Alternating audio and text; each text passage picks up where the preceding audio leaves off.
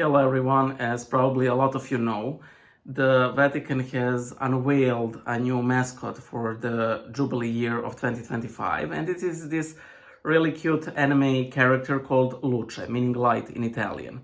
She wears this little, raincoat, has blue hair, has this pilgrim staff, has a missionary rosary around her neck.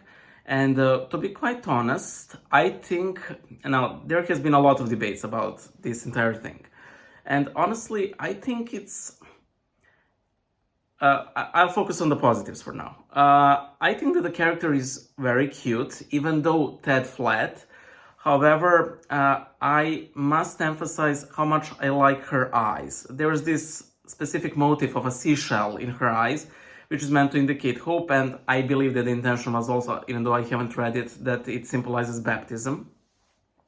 And there is a plethora of side characters to it. I'm not a huge fan of the guardian angel one because it sort of looks like a really weirdly dressed baby, I think that a real opportunity was missed there.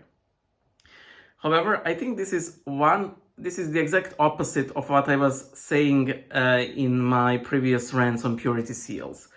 There we have this popular culture entering the church as a holy object. Here we have church entering the popular culture, so it's trying to sanctify it. You may question the validity of how successfully it does that. You can say that it's cringe and so on. However, I don't think that a whole lot of people, even though there will be a lot of people, simply by, when it comes to mere numbers, but when it comes to ratios, I don't think it will be a whole that much people who will consider this cringe.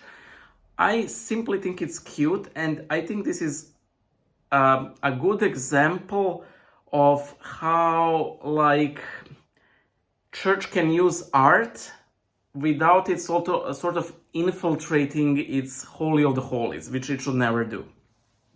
Of course, there have been some criticisms about the artist, who also draws like LGBTQ themes and so on, and of course, ideally, he shouldn't.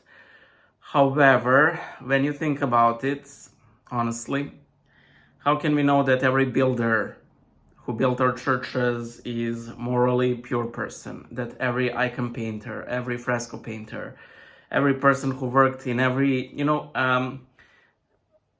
it is one of those things, and ideally the artist should ditch that. He should consider this his own personal call to repentance, and Lord grant us this, even though honestly I'm not a big optimist about it, considering I'm not really sure, but I think I already saw some of his art made by himself with LGBTQ themes, and there is a logo with sort of like this rainbow family. I don't think it's meant to indicate like a gay congregation, but sadly the LGBTQ community has sort of usurped that beautiful symbol of God's rainbow, so it is what it is.